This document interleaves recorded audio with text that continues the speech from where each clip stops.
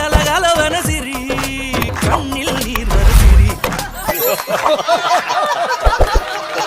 ஆம்பளை பையலுங்க மொபைல் போன்ல பேசுறதை நீங்க பார்த்துருப்பீங்க. சத்தம் போட்டு பேசியிருப்பேன். என்ன ஆம்பள சொல்லு, மான் கராத்தே படம்டா, வாடா 2:30 மணிக்கு படம், வா வாடா அப்படின்னு பேசிட்டு இருப்பேன்.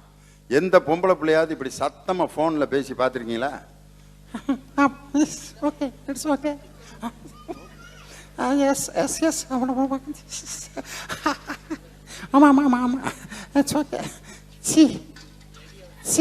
அப்படிங்க. சீன்னு இந்த பிள்ளை சொல்லுதுன்னா அவன் போன்ல என்னத்தையும் கொடுத்துக்கிட்டு இருக்கான்னு அர்த்தம். மொபைல் போனுக்கு போய் 10 தடவை கொடுக்குறான். வாங்கிக்க முத்தத்தை போன் வாங்கிட்டு வெறும் சத்தம் தான் அந்த பிள்ளைக்கு போகுது. பார்க்கணும். இப்ப படங்கள்ல வர்ற காதல்லாம் ப்ரொப்போஸ் பண்றான். இப்ப ஒரு பிள்ளை போகுது, உன்னை நான் லவ் பண்றேன், ப்ரொப்போஸ் பண்றேன். அப்படியா? அந்த பிள்ளை ப்ரொப்போஸ் பண்றீங்களா? ரொம்ப சந்தோஷம்.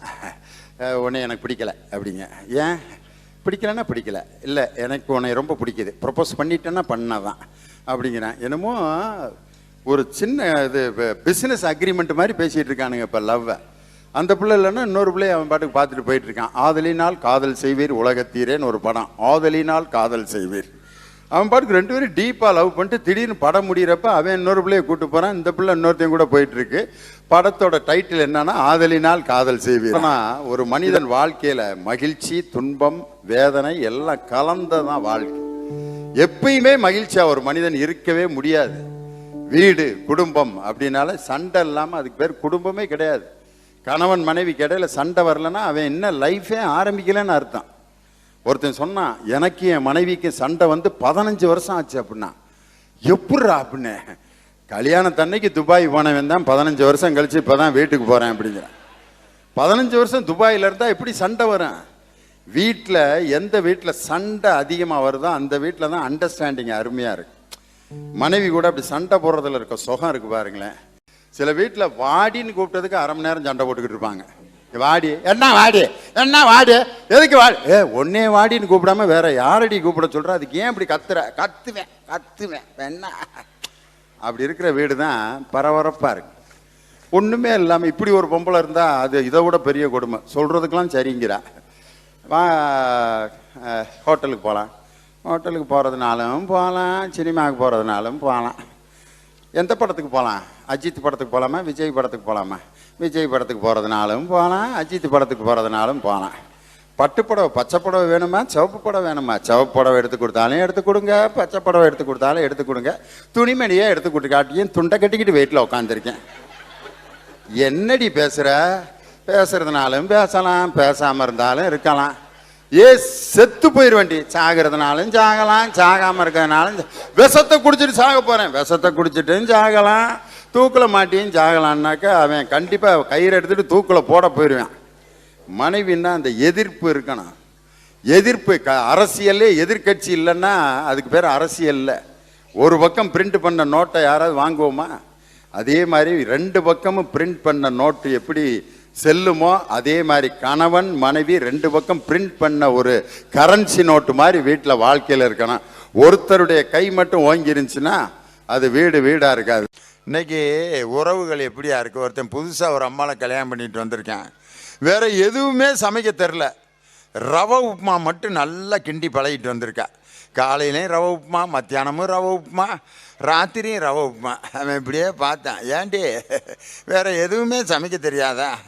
இது ஒன்று தான் எங்கள் அம்மா சொல்லி கொடுத்துருக்கு, வேறு ஏதாவது புதுசாக சமைச்சு ஏதாவது உங்கள் உயிருக்கு வேணாம் முடியே வேணாம் ரவை உப்புமாவே தின்னு கிண்டி தொலை, அதை யாவது சாப்பிட்றேன்ட்டு 3 நாளாக 9 வேளை ரவை உப்புமா. என்ன ஆயிருப்பேன்? அதுக்கப்புறம் பாக்கெட்டில் சம்பள பணம் வந்தோன்னே மனைவியை கூப்பிட்டு போயிருக்கேன், இந்தடி ஒரு ஹோட்டலில் போய் நிம்மதியாக ஏதாவது சாப்பிட்டு வரலாண்டி வாடி அப்படின்னு ஒரு ஸ்டார் ஹோட்டல் கூப்பிட்டு போயிருக்கேன். சாதாரண ஹோட்டலுக்கும் ஸ்டார் ஹோட்டலுக்கும் என்ன வித்தியாசம்? வெளிச்சத்தில் சோறு போட்டால் சாதாரண ஹோட்டல், அதே சோத்தை இருட்டுக்குள்ளே போட்டான்னா அது வேண்டாம் ஸ்டார் ஹோட்டல். பாதி லைட்டில் போட்டு இருட்டுக்குள்ளே குருட்டு கோழி தவிட்ட முழுங்கின மாதிரி திம்பேன் நம்பால். 2000 ரூபா பில்லை கொடுத்துவிட்டு, அதுக்கு பேர் தான் ஸ்டார். அங்கே கூப்பிட்டு போயிருக்கேன். போனோன்னா ஒரு மெனு கார்டை கொடுத்துருக்காங்க. அதில் பார்த்தா இங்கிலீஷ்லேயே இருந்திருக்கு, பாதி வெளிச்சம் வேறு அவனுக்கு என்னன்னு புரியல. என்னடா அது புதுசாக ஏதாவது திங்கலாம்னா பூரா இங்கிலீஷ்லேயே எழுதி வச்சுருக்காங்க, எதடா ஆர்டர் பண்ணுறதுன்னு பார்த்தேன். அவனோட ராசியான நம்பர் 7ஆம் நம்பர். 7ஆம் நம்பரை டிக் போட்டு, சார் 2 பிளேட் கொண்டு வாங்க அப்படின்னு டிக் போட்டதை காமிச்சிருக்கேன். அவன் எதை டிக் போட்டிருக்கான்னா ரவை உப்புமாவை போட்டிருக்கான். போய் டிக் அடித்து சப்ளையர் கொண்டு வர்றான் 2 பிளேட் ரவை உப்புமா. ஐயோ, இந்த கொடுமையிலேருந்து விலகி வரலாம்னா இங்கே இதை மட்டும் வச்சுருக்காங்களே. உடனே அவன்கிட்ட சொல்லியிருக்கான், ஐயா மாற்றுங்க ஐயா, பெரிய ஹோட்டலில் சேஞ்ச் பண்ண முடியாது சார், சாப்பிட்ருங்க சார். எவ்வளோடா பில்லுன்னா ஒரு ரவை உப்புமா 375 ரூபா. கிட்டத்தட்ட 650 ரூபா கொடுத்து 2 பிளேட்டை சாப்பிட்டு வேறு வினையேன்னு ரவை உப்புமாவை சாப்பிட்டு முடிச்சுட்டு பக்கத்து டேபிளில் பார்த்துருக்கேன். அங்கே ஒரு ஆள் நல்ல சிக்கன் புரோட்டா வாங்கி சாப்பிட்டுட்டு இன்னொரு சிக்கன் புரோட்டா ஆர்டர் பண்ணுறதுக்கு சப்ளையரை கூப்பிட்ருக்கேன். தம்பி இங்கே வா, இன்னொன்று கொண்டு வாங்கிறதுக்கு அந்த ஆள் என்ன சொல்லியிருக்கேன், ரிப்பீட் அப்படின்ட்டுருக்கேன். ரிப்பீட்னா 2 புரோட்டாவும் சிக்கனும் கொண்டு வான்ட்டு. நம்ம ரவை உப்புமா பார்ட்டி அவனை பார்த்துருக்கான். அப்போ இந்த ஹோட்டலில் ரிப்பீட்னா தான் புரோட்டாவும் சிக்கனும் கொண்டு வருவாங்க போல இருக்குன்ட்டு, பிரதர் ரிப்பீட் அப்படின்ட்டுருக்கேன். திரும்ப 2 பிளேட் ரவை உப்புமா. என்ன ஆயிருப்பேன், 1350 ரூபா கொடுத்து 4 பிளேட் ரவை உப்புமாவை தின்ட்டு வந்திருக்கேன். சில பேருக்கு தலையில் எழுதுனதை மாற்ற முடியாது. ஒரு கணக்கு வாத்தியார் 3rd ஸ்டாண்டர்டில் கணக்கு நடத்த போயிருக்கார். பையங்கெல்லாம் உட்காந்துருந்தானுங்க. டாய், I am going to teach you mathematics. I am going to ask questions, you can answer immediately. Yes sir. Come on, 4 + 7 tell. ஒரு பையன் எழுந்திரிச்சான். 4 3 1 2 3 4 5 6 7. விரலை வச்சு எண்ணி சொல்லியிருக்கேன். டக்குன்னு சொல்லணும், விரலை யூஸ் பண்ணக்கூடாது. பின்னாடி கையை கட்டு. 4 4 எவ்வளவு? 2 கையிலையும் 4 விரலை வச்சுக்கிட்டான். 1 2 3 4 5 6 7 8 சார். இப்பையும் நீ ஃபிங்கர்ஸை யூஸ் பண்ணியிருக்க. எந்திரிச்சு நெல்லு, 2 கையும் பாக்கெட்டில் விடு. 2 கையும் பாக்கெட்டில் விட்டான். 5 5 எவ்வளவு என்னடா அப்படின்னு இருக்காரு. 1 2 3 4 5 6 7 8 9 10 11 சார்னா. கிடையாது, 10 தானே வரும். இல்லை சார் 11 வருது சார். நல்லா எண்ணி பாடுறான். எத்தனை தடவை என்னாலும் இடையில ஒன்று சேர்ந்து வந்துக்கிட்டே இருக்கு சார். வேணும்னா நீங்கள் வந்து எண்ணி பாருங்க சார். அவர் 4 டிகிரி வாங்கின வாத்தியார், அதை பிடிச்சா என்ன முடியும்? நான் இந்த கிரைடனில் இதுக்கு மேலே இதுக்கு விளக்கம் சொல்ல, அவன் எதை எண்ணியிருக்கான்னு உங்களுக்கே தெரியும். வாத்தியார் அவனை ஃப்ரீடமாக சுதந்திரமாக இருக்க விட்டப்ப கணக்கை கரெக்டாக போட்டான். அவனுடைய சுதந்திரத்தை பறி கொடுத்து பாக்கெட்டில் கையை விட சொன்னார். 10 11 ஆக்கிட்டான். நம்ம குழந்தைகளுக்கு நம்ம சுதந்திரமான உணர்வை கொடுத்தோம்னா அது மாதிரி ஒரு மகிழ்ச்சி வேற எதுவும் இல்லை. குழந்தைகளை தயவுசெய்து கண்ட்ரோல் பண்ணாதீங்க. சில பேர் பார்த்தீங்கன்னா வச்சிருவேன். ஆனால் இந்த ஊரில் பார்த்தா பிள்ளைங்க தான் அவங்க அப்பாவை கண்ட்ரோல் பண்ணிக்கிட்டு இருக்கான். நான் பார்த்தேன். நான் டேடி அவங்க அப்பா பையன்ட்ட இப்படி நிற்கிறாரு. என்ன காரணம்னா அவனை ஓங்கி கன்னத்தில் அரைஞ்சா அப்பா ட்ராயர் போட்டு ஜெயிலில் உட்காந்துருக்கேன். இந்த மாதிரி நிலைமை நம்ம தமிழ்நாட்டுக்கு வந்துச்சுன்னா எல்லா அப்பனும் ஜெயிலில் தான் இருப்பேன். என்ன காரணம்னா இந்த பிள்ளைகளை சின்ன பிள்ளைகளை போட்டு அந்த நேரத்தில் அப்பா தன்னுடைய பவரை காமிப்பார் பையங்கள்ட்ட. டேய் வாடா ஓகே படி. சரிப்பா. ராஸ்கல் 6th ஸ்டாண்டர்ட் பரீட்சை mathematics exam. Rascal sit. Okay daddy. Sorry daddy. Yes daddy. எவ்வளவு நாளைக்கு அவன் இப்படி கண்ட்ரோலில் இருப்பான்னு நினைக்கிறீங்க? 10 15 16 வயசு வந்து இந்த லேசாக முகத்தில் மீசை வளரும். குரல் மாறும். பார்த்துருக்கீங்களா ஆம்பளை பிள்ளைகளுக்கு? அப்பா அப்படின்னு கூப்பிட்டு இருந்தவன் ஓபோ அப்படின்னா ஓபோ அப்படின்றான்னா அதுதான் அவங்க அப்பனுக்கு அபாய அறிவிப்பு. ஓபோ என்னடா ஒரு டைப்பாக இருக்கேன். அது வரைக்கும் அவங்க அப்பா முன்னாடி இப்படி தான் நடந்து வருவேன். அதுக்கப்புறம் பார்த்தீங்கன்னா இப்படி தான் நடப்பேன். வீட்டில் வந்து 8:30க்கெலாம் தூங்கினவன் 11:30க்கு தான் வருவேன் வீட்டுக்கு. அவங்க அப்பா கேட்குறாரு, டேய் மணி என்ன 11:30 மணிக்கு வர்றதா? ஏதோ வர்றோம்ல இப்போ என்ன டே நான் பேசுறது அப்பாடா, அதுக்கு என்ன செய்ய சொல்ற, நீ தான் அப்பான்னு அம்மா சொன்னுச்சு. அப்பாட்ட இப்படிதான் பேசுறதா, அப்புறம் வாயில பேசாம வேற எதுல பேசுறது. அவங்க அப்பா பிளாஷ்பேக் போறாரு. சின்ன பையனா இருக்கும்போது நான் சொல்றதெல்லாம் கேட்டானே, கேட்க மாட்டான் அந்த வயசுல. அந்த ஏஜ்ல ஒரு அப்பா தன்னுடைய மகனுக்கு நண்பனா மாறா தவறினால் அந்த அப்பா குடும்ப வாழ்க்கையில தவறிட்டார்னு அர்த்தம். தன்னுடைய மகனுக்கு அவர் ஃப்ரெண்டா மாறின அந்த நேரத்தில் அவன் ஏஜுக்கு தகுந்த மாதிரியான விஷயங்களை பேசி அப்பாவுக்கும் மகனுக்கும் ஒரு ஃப்ரெண்ட்ஷிப் டெவலப் ஆச்சுன்னா சந்தோஷமா இருப்பேன். ஆனா எங்க ஊர்ல ஒரு நாதஸ்வர கச்சேரி நடந்துச்சு கிராமத்துல. என்னன்னே தெரியாத ஒரு கிராமத்துல நாதஸ்வரம். அந்த நாதஸ்வரம் ஊதுறவரு அருமையாக ஊதிக்கிட்டு இருக்காரு. முதல் பாடல் அலைப்பாயுதே என்ற கானடா ராகம், தாளம் ஆதிதாளம், முத்துத்தாண்டவர் கீர்த்தனை. நாதஸ்வரம் ஊதுறார். பம் பம் பம் பம் பம் பம் பம் பம் பம் பம் பம் பம் பம் பம் பம்.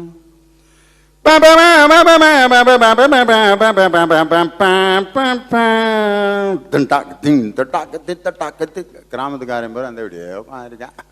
என்னமோ சொல்றாங்க வாசிக்கிறாங்க அப்பான்ட்டு. திடீர்னு கூட்டத்துல இருந்து ஒரு 5 பேர் ஆளு வீர மாலையை தூக்கிட்டு மேடைக்கு வர்றான்.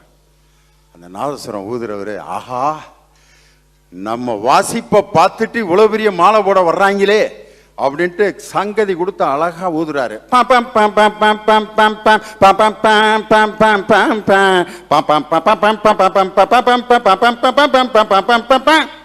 வாசிட்டு நாதஸ்வரத்தை கீழே வச்சுட்டு மாலை மேடைக்கு வருது. எந்திரிச்சு கண்ணை மூடி அப்படியே குனிஞ்சு நிற்கிறார். மாலை போடுவான் போடுவான் போடுவான் போடுவான்னு பார்க்குறாரு. மாலை கழுத்திலேயே விழுகல. கொண்டு வந்ததை என்னடா செஞ்சாங்கன்ட்டு கண்ணை திறந்து பார்க்குறாரு. பக்கத்தில் ஒத்து ஊதிக்கிட்டு இருந்தான்ல, அவனுக்கு போட்டுட்டு இறங்கி போயிட்டான். ஏய் வாடா, உசுரை கொடுத்து கரகர பிரியா மோகனா கானடா எல்லாம் வாசிக்கிட்டு இருக்கேன், என்னையை விட்டுவிட்டு அவனுக்கு ஏன்டா போட்டீங்க? அப்போ அவனுக்கு சொல்லியிருக்காங்க, ஐயா நீங்கள் நாதஸ்வரத்தை ஊதுறப்ப இடையில எடுத்துட்டு ஊதிக்கிட்டு இருந்தீங்க. ஐயா தான் 9 மணிக்கு வாயில வச்சவர் 12 மணி வரைக்கும் எடுக்கவே இல்லைங்க, அவர் தாங்க சிறந்த வித்வான் அப்படின்னு அவருக்கு போட்டு விட்டு போயிருக்கேன். என்ன காரணம்னா அவங்களுக்கு அந்த கானடா ராகம் என்னன்னு தெரிஞ்சா தானையா ரசிக்க முடியும். டிவியில ஒரு இசை அரங்க நிகழ்ச்சி நடந்துகிட்டு இருக்கு. ஒரு பாகவதர் வந்து பாடுறார், ஒரு பாட்டை சொல்லி பாடுறார். வருவான் வடிவேலன் என்ற தியாகராஜர் கீர்த்தனை. ராகம் தேஷ், தாளம் ரூபகம்.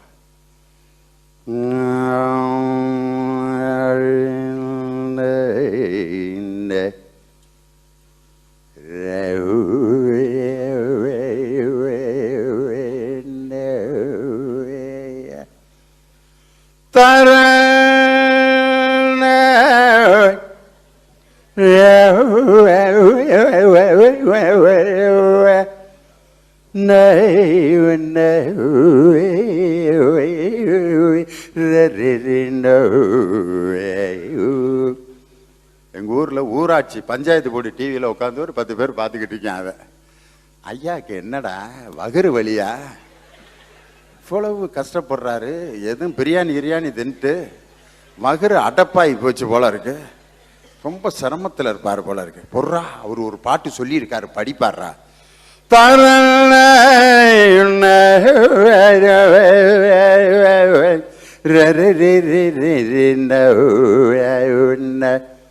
டென்ஷன் ஆயிட்டாங்க. என்னய்யா செய்யறையோ, பாட்டையாவது பாடியா அப்படின்னு அவர் சொன்ன பாட்டை ஆரம்பிச்சிட்டாரு. வருவான் வடிவேலன், வருவான் வருவான் வருவான் வருவான் வருவான்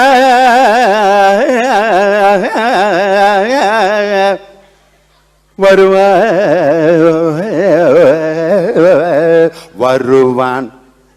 வருவான்.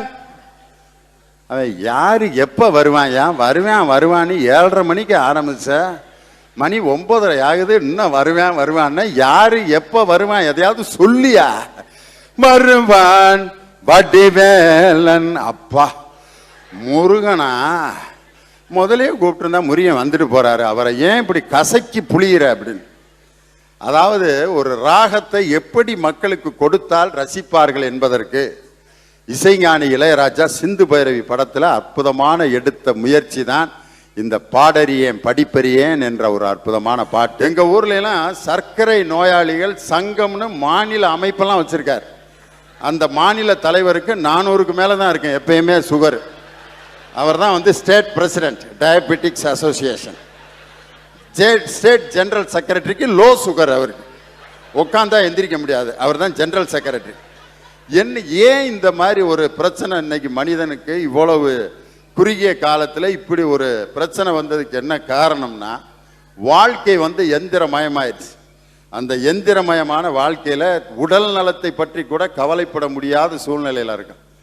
நாளைக்கு இந்த மெயின் ரோட்லையோ அல்லது நம்ம சென்னையிலையோ நாளைக்கு இந்த பீச் ரோட்டில் எங்கேயாவது நீங்கள் ஒரு நாள் பாருங்கள், காலையில் 5:30 to 7 நீங்கள் சென்னையில் இருக்க பீச் ரோட்டில் பார்த்தீங்கன்னா ஒன்று வாக்கிங் போகிற ஸ்டைலுகளை பார்க்கணுமே. எங்கே போய்கிட்டு இருக்கீங்க? போய்கிட்டு இருக்கேனப்பா. ஏன் போகிற? போகலைன்னா போய் சேர்ந்துருவேன்ட்டார் டாக்டரு, அதான் கிளம்பி போயிட்டுருக்கேன். நீங்கள் எங்கே போகிறீங்க? வயிறு அங்கே மந்தவெளியில் இருக்க, அதை கூப்பிட்றதுக்காக போகிறேன், அது என்னை விட்டு நகர்ந்து போயிட்டே இருக்கு அப்படிங்கிறார். யார் இந்த யோசனை சொன்னது? டாக்டர் தான். அவர் எங்கே? டாக்டரும் பின்னால் வகுரை தள்ளிட்டு வாராரு பாருங்க. யோசனை சொன்ன டாக்டருக்கும் இவ்வளோ பெரிய தொப்பா, அவரும் இப்படியே நடந்து வாரார். இதை கண்ட்ரோல் பண்ணுறது இப்போ ஒரு பெரிய பிரச்சனை ஆயிடுச்சு. நல்ல வெயிட் குறையுது, இது மட்டும் குறைய மாட்டேங்குது சாருங்கிறார். எப்படி குறையும்? அதை குறையிறதுக்கு என்ன செய்யணுமோ அதை செய்யலைன்னா அது குறையவே குறையாது. இன்னைக்கெல்லாம் திருமணம் முடிச்சோன்னா பெண்கள் பிரெக்னென்ட் ஆகுறாங்களே இல்லையா, ஆண்கள் பிரெக்னென்ட் ஆயிடுறான். முதல்ல கன்சீவ் ஆயிடுறான். 4 மாதம் 5 மாதம் ஆகி என்னையா தலைகளுதா மாறி இருக்கு. கல்யாணம் முடிஞ்சோன்னா அந்த புள்ள வயிறு பெருசாகுன்னு பார்த்தா ஓ வயிறு பெருசா இருக்கு. என்னையா செய்யறது? கல்யாணத்துக்கு பிறகு ஒரு 10 வீட்டில் சாப்பாடு போட்டாங்க, அது வாட்டு கிளம்பி போயிடுச்சுங்கிறார். என்ன காரணம்னா, அன்னைக்கு சென்னையில் ஒரு ஆள் பைக்கில் போறாரு, வயிறை தூக்கி பெட்ரோல் டேங்க் மேலே வச்சு ஓட்டிட்டு போறேன். நான் ஏதோ கடையில் அரிசி வாங்கிட்டு வர்றான் போல இருக்குன்ட்டு பார்த்தா சட்ட துணியும் அரிசி பையும் ஒரே கலரில் இருந்துச்சு. அப்புறம்தான் பார்த்தேன், ஏதோ மிச்ச துணியில் பை தைச்சிருப்பேன், அதில் அரிசி வாங்கிட்டு வர்றான்னு பார்த்தா பையில் பட்டன் இருந்துச்சு. அப்போ தான் கண்டுபிடிச்சேன், தொப்பையை தூக்கி பெட்ரோல் டேங்க் மேலே வச்சு ஓட்டிட்டு போகிறேன். இது ஆண்களுடைய நிலைமை. பெண்களுடைய பொழப்பு அதை விட பெரிய கொடுமையாக இருக்கு. ஒரு காலத்தில் வீட்டில் அம்மிக்கல்ல ஆட்டுக்கல்ல துவைக்கிற கல்ல துவைச்சு வேர்க்க வேர்க்க வேலை செஞ்சாங்க ஒரு காலத்தில் பெண்கள், நம்ம கிராமத்து பெண்கள்லாம். இன்னைக்கெல்லாம் எல்லாத்துக்கும் மெஷின் வந்துருச்சு. Dish washer, vacuum cleaner, mixie, grinder, எல்லாமே. இப்போ சாப்பிட்றது கூட boneless chicken, boneless mutton, boneless நண்டு, போன்லெஸ் ஃபிஷ், எல்லாம் போன்லெஸ்ஸாக தின்னு கடைசிக்கு டூத்லெஸ் மேன் ஆயிடுவான் எல்லாரும். அந்த டூத்தை பயன்படுத்தலைன்னா நம்ம எப்படி எதை பயன்படுத்தலையோ அதை இழந்துருவான். ஒரு காலத்தில் மனுஷனுக்கு வால் இருந்துச்சு குரங்கு மாதிரியே. இன்னைக்கு அந்த வால் நமக்கு இருந்துருந்துச்சுன்னா என்ன நிலைமைக்கு ஆளாயிருப்போம்னு யோசனை பண்ணி பாருங்க. வால்னு ஒரு உறுப்பு எல்லாத்துக்கும் இருந்துச்சுன்னா எப்படி கோட் போடுறது, எப்படி பேண்ட்டு போடுறது, அதுக்கு தனியாக சட்டி போடணும், அது கற்பனையே பண்ணி பார்க்க முடியல. பெண்களுக்கு இப்பயே நகை வாங்கி நம்மளால் தாக்கு பிடிக்க முடியல. வால்னு ஒன்று இருந்துச்சுன்னா அதுக்கு தனி நெக்லஸ் போடுவான். வால் நெக்லஸ், வால் செயின், வால் கம்மல், வால் டோலக், வால் ட்ராப்ஸ், அதுக்கு ஒரு தனி நகை கடை, வால் ஸ்பெஷலிஸ்ட் அப்படின்ட்டு ஒரு ஜுவல்லரி மார்க்கெட்டை தொடங்கிடுவேன். அதில் ரோட்டில் படத்தில் டி இமானோட இசையில் வந்த பாட்டு. இந்த பாட்டில் முதல் இடத்துல தான் மியூசிக் ஒரு மாதிரி பரபரப்பாக இருக்கும். ஆனால் அதில் இருக்கக்கூடிய வாக்கியங்கள் ஒன்றொன்று நம்ம வாழ்க்கையில் கடைப்பிடிக்க வேண்டிய விஷயம். நம்ம 4 பேருக்கு நன்மை செஞ்சாலே அதுவே போதும் மச்சான், நம்ம ஜோரா மண்மேலே சேரா விட்டாலும் நினப்பே போதும் மச்சான்ட்டு சொய் சொய் பபப். அதில் ஒரு பெரிய வாழ்வியல் சிந்தனையே அடங்கியிருக்கு. சொய் சொய், அதாவது தோசை ஊற்றும் போது முதல்ல ஒரு சத்தம் கேட்கும் சொய், அதை திருப்பி போடுறப்ப இன்னொரு சொய் கேட்கும், அதான் சொய் சொய். முதல்ல தோசை மாவு ஊத்துறது தான் கணவன், திருப்பி போடுற சொய் வந்து மனைவி. இந்த 2 சொய்யும் சரியா இல்லைன்னா குடும்ப வாழ்க்கை பபப் அப்படின்னு ஆயிரும். அப்படிங்கிறதுக்காக தான் அந்த கவிஞர் ரொம்ப அழகா அந்த வார்த்தையை திட்டமிட்டு எழுதியிருக்கார். சொய் சொய் பபப். நம்ம 4 பேருக்கு நன்மை செஞ்சாலே அதுவே போதும் மச்சான். ஒரு சினிமாவில் நீங்கள் பார்த்தீங்கன்னா இன்டர்வலுக்கு முன்னாடி பாருங்க கதாநாயகனும் சந்தோஷமா இருப்பாங்க. இன்டர்வல் முடியும் போகிற நேரத்தில் கிளைமேக்ஸில் பாரு கதாநாயகியும் ரொம்ப சோகமாக இருப்பாங்க. ஃபைனலில் சந்தோஷமாக இருப்பாங்க. லைஃபே அதுதான். இன்பம் துன்பம் மகிழ்ச்சி எல்லாம் மேடு பள்ளம்லாம் கலந்து வரணும். அப்போ தான் மகிழ்ச்சி. இந்த வீடியோ உங்களுக்கு பிடிச்சிருந்தா லைக் பண்ணுங்க, கமெண்ட் பண்ணுங்க, ஷேர் பண்ணுங்க. மறக்காம நம்ம சேனலை சப்ஸ்கிரைப் பண்ணிடுங்க. மீண்டும் ஒரு காணொளியில் சந்திப்போம். நன்றி நண்பர்களே.